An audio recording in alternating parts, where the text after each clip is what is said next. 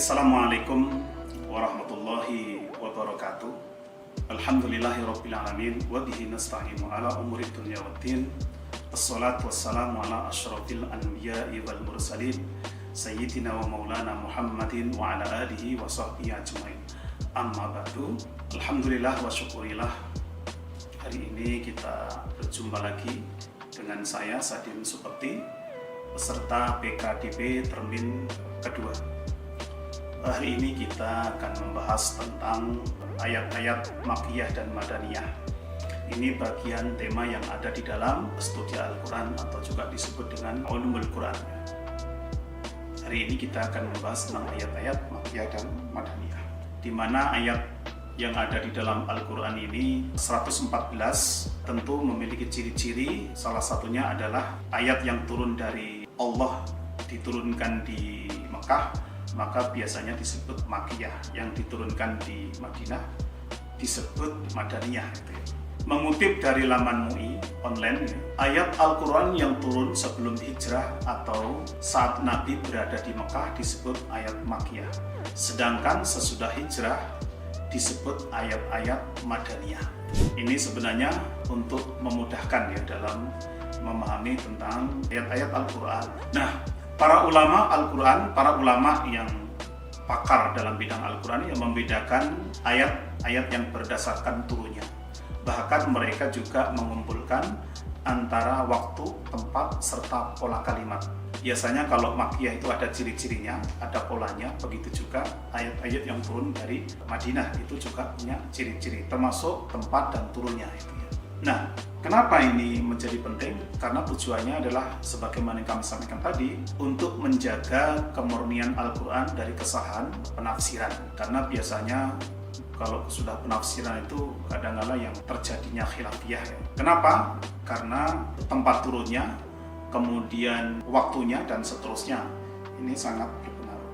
Ada 3 cara dalam membedakan Makkiyah dan Madaniyah. Memperhatikan segi waktu turun ayat tersebut perlu diperhatikan.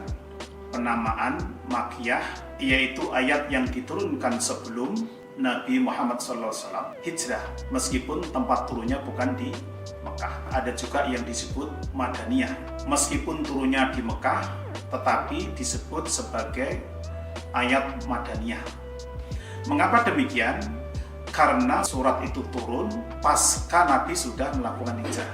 Seperti kalimat Allah, firman Allah ini, Al-yawma akmaltu lakum dinakum wa atmamtu alaikum ni'mati wa raditu lakumul Islam madinah. Ini adalah ayat diturunkan di mana pada saat Rasulullah SAW menjalankan ibadah haji wada. Haji wada itu adalah haji yang terakhir, sehingga karena ini haji yang terakhir, kemudian ayat-ayat turun ini juga berkaitan penyempurnaan agama Islam, bahwa agama Islam itu sudah sempurna, maka turunnya pasti Rasulullah SAW sudah melakukan hijrah di Madinah. Hanya saja karena ini haji wada yang terakhir, maka turun pula ayat ini justru di Arafah, pada saat Nabi Muhammad SAW melakukan wukuf. Meskipun di Padang Arafah di Mekah ya, tetapi ini juga disebut ayat Madaniyah. Kenapa?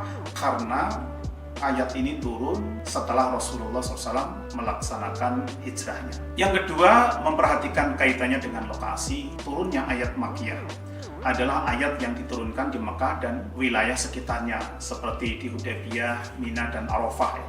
Seperti tadi, ayat yang sudah kami baca tadi adalah di Arafah pada saat Nabi melakukan wukuf. Begitu juga ayat Madaniyah adalah ayat yang diturunkan di Madinah dan sekitarnya, seperti di Sil, Quba, Uhud, dan seterusnya. Adanya pengelompokan tersebut menjadikan ayat turun di tempat selainnya, seperti yang turun saat Nabi dalam perjalanan di Tabuk, di Baitul Maqdis. Ini tidak dikelompokkan ke dalam surah Makkiyah dan Madaniyah. Misalkan Nabi dalam perjalanan di Tabuk, termasuk Baitul Maqdis, itu kan dalam perjalanan turun ayat Allah Subhanahu wa Ta'ala. Adapun surah yang turun saat Nabi sedang berada di perjalanan, surah Fat, itu ayat yang turun saat Nabi berada di dalam Tabuk, yaitu surah At-Taubah. Allah Subhanahu wa Ta'ala berfirman, sekiranya yang kamu serukan kepada mereka ada keuntungan yang mudah diperoleh dan perjalanan yang tidak seberapa jauh, niscaya mereka mengikutimu, tetapi tempat yang dituju itu terasa sangat jauh bagi mereka. Mereka akan bersumpah dengan nama Allah, jikalau kami sanggup niscaya kami berangkat bersamamu. Mereka membinasakan diri sendiri dan Allah mengetahui bahwa mereka benar-benar orang-orang yang berdosa. Ini salah satu dalil yang berkaitan dengan ayat-ayat Allah Subhanahu wa Ta'ala yang turun pada saat Nabi dalam perjalanan. Kemudian yang terakhir, ayat yang turun saat Nabi di Baitul Maqdis. Baitul Maqdis itu Baitul Muqaddas biasanya, juga disebut Baitul Maqdis, itu berada di Palestina, di mana sebelumnya dulu umat Islam itu kalau sholat menghadap ke sana, kemudian Allah perintahkan kemudian ke kiblat, yaitu di Ka'bah, Masjidil Haram. Baitul Muqaddas di situ pada saat Nabi SAW melakukan perjalanan Isra dan Mi'raj dari Masjidil Haram ke Masjidil Aqsa, kemudian turun ayat Al-Quran. Hal di atas juga yang mendasari para ulama berpendapat ayat yang turun di Mekah setelah hijrahnya Nabi disebut Makkiyah, padahal Nabi sudah hijrah, tapi kok disebut Makkiyah.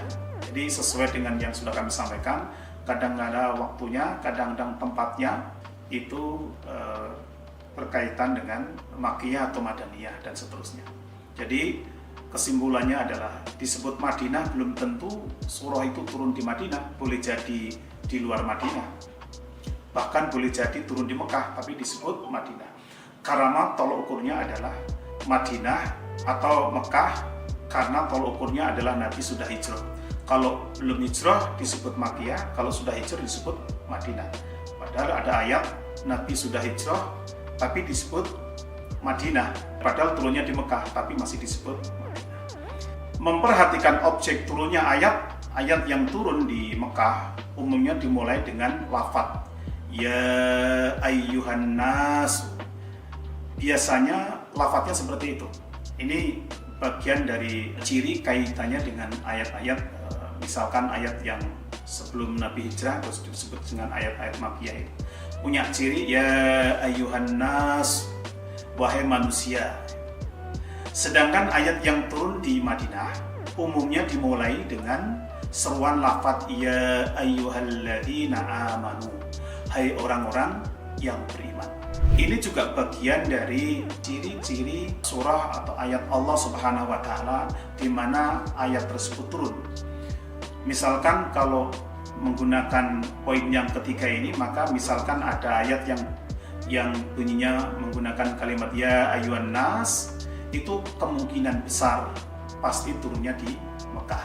Tapi kalau menggunakan ada kalimat Allah ya ayyuhalladzina amanu, itu turunnya ada di Madinatul Munawwarah.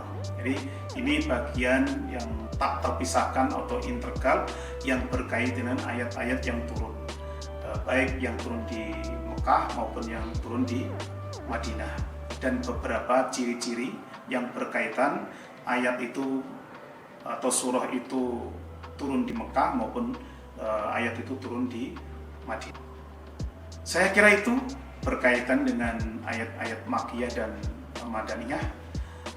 Mudah-mudahan apa yang kami sampaikan ini bisa menambah ilmu pengetahuan kita berkaitan dengan studi Al-Quran, yang sekaligus bisa menjadi referensi yang berkaitan dengan ayat-ayat Madaniyah maupun Makkiyah. Mudah-mudahan bermanfaat, tidak hanya untuk diri saya saja tetapi juga untuk orang lain. Mohon maaf barangkali ada kesalahan. Kita tutup. Wallahul muwaffiq ila aqwamit thoriq. Assalamualaikum warahmatullahi wabarakatuh.